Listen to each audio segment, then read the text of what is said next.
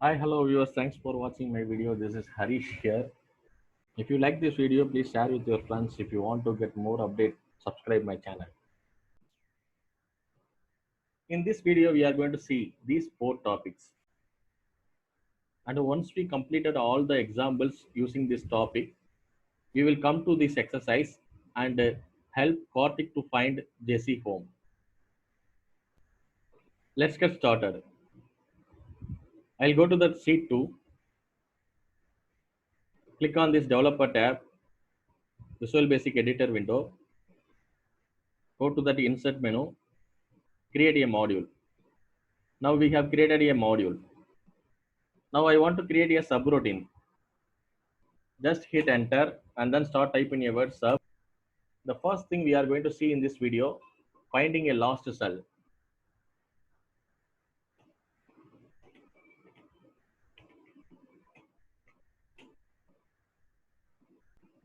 My cursor is available in the first cell. I'll click on this cell.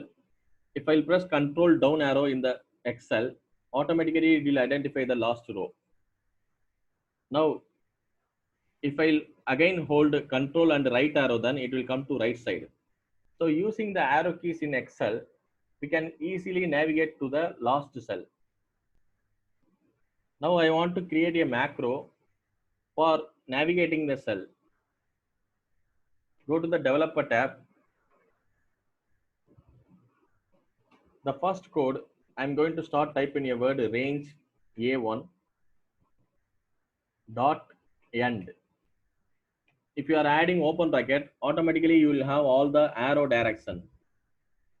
Down arrow, left arrow, right arrow, up arrow. Now if I want to come to the last cell, I can choose this Excel down, press tab, close bracket, then select. Now if I run this macro, automatically my cursor will moving down. This way we can identify a lost cell in a range. But I want to select a next empty cell. How do we navigate next empty cell then? So we'll have one more option to select the next empty cell. Now my cursor is sitting in A5. I already told in the previous videos, all the things which are working in the Excel, it is using object only. Now this A5 is a object. So now I want to select this object. So I can use active cell. Just type in a word active cell. If you want to specify particular object, then you can use active. Say for example, if you want to use current sheet, you can specify active sheet. Say for example, if you want to specify current workbook, you can use active workbook. So this way you can use active cell dot offset. Offset is a navigation option. If you are adding open bracket, then there is two parameters will ask. The first parameter is row number and column number. Now my cursor is sitting there in the A5. Now if I want to select the next row, then I have to add 1 over here. If I want to go to the previous row, then I have to use -1. If I want to move to the next column, then I will add a 0 and then comma 1, which means the next column will be selected. This way we can navigate easily from active cell. Now I want to select a next cell. I will add 1 comma 0 dot select. Now if I will run this code step by step, press F8 key. The first thing, it will select the last row, and then press F8 key, it will select the next cell. So this way we can easily identify the last cell. The next thing is, I'm going to add some value over here. What is the use of finding a lost cell then? I can add some value based on the lost cell. Say for example, this cell, I want to add some value. Active cell dot value equal to 105. Now from here, I want to add some value in the next cell. I'm going to use active cell dot offset 0 comma 1 dot value equal to test 5. A similar way, I want to add age. I'll copy this entire row and paste here for 2 times. Now I'll come here and then edit 0, 2, 0, 3. This 0, 2, I'm going to add 25, and 0, 3, I'm going to add 23,000 something. So now if I start press F8 key, then you can see that active cell we have added 105. The next cell we have added test 5. The next cell we have added 25. And finally we have added 23,000. I'll create a one more subroutine and then enter. Now I want to select from A1 to D1, adding range A1 to D1 dot interior dot color equal to, if I want to add some color RGB blue, like that. If I run this subroutine, automatically blue color will be added. Now selecting multiple cells, I'm going to use another way. Range. Adding a range, you will have two parameters, cell 1 and cell 2.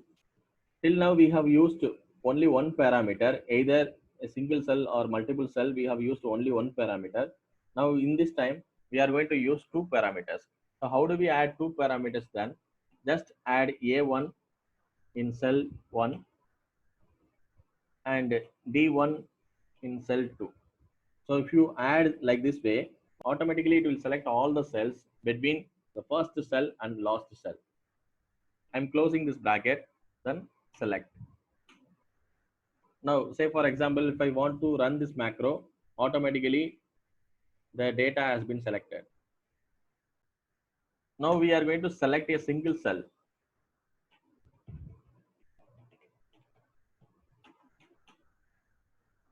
For selecting a single cell, we can either use range method, range A1 dot select.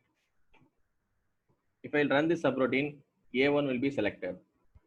The another way of selecting A1, I can use cells.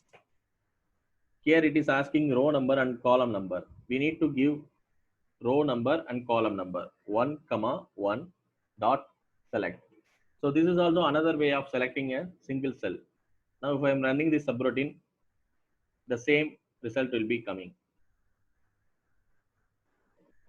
So these are all the two ways for selecting a multiple cells and selecting a single cell. Now I am going to select a range.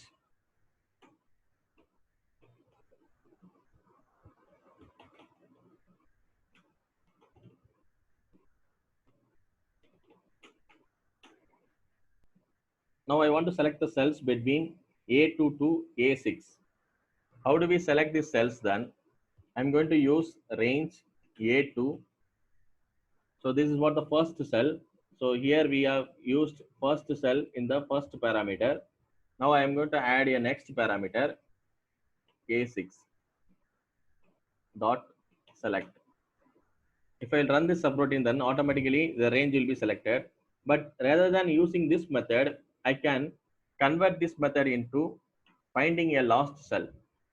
Range A1 dot end excel down dot select. Now you can see that whatever the last cell, it will identify in the second parameter and it will connect between the first cell and then last cell. So this is how we need to select a range.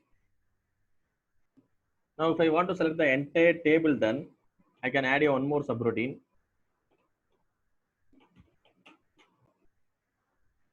For selecting a table, we have a shortcut key in Excel. If you press Ctrl A, the entire table will be selected.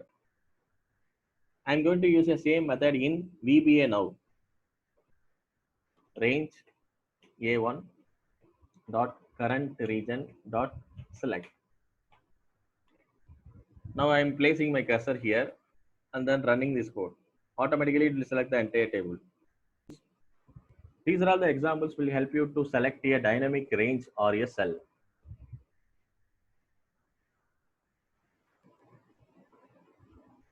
Now I will come back to that first sheet. Now we have a exercise. Now basically I want to move my cursor to Jesse home. I'm using control up arrow and then control right arrow, control down arrow, control left arrow. So this way, I'm going to reach Jesse's home easily. So I'm going to write a macro.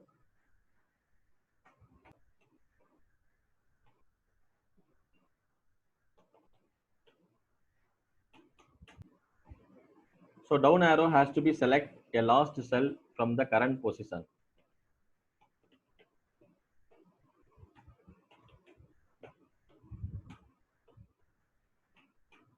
So this is what the down arrow.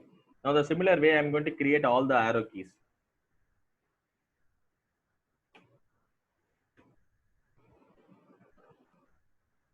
I will change up arrow here. Active cell dot end Excel up. Now creating a right arrow. Excel to right. Finally, we will create left arrow.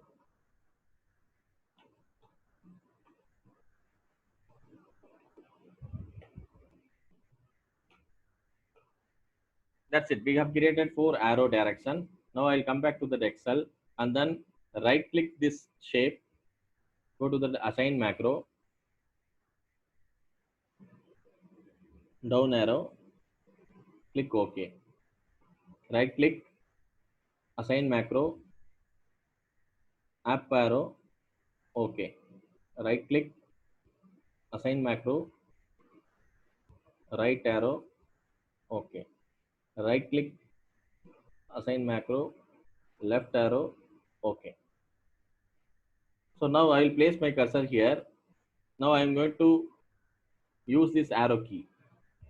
Up arrow, right arrow, down arrow, left arrow, up arrow, left arrow, down arrow, right arrow, and then up arrow.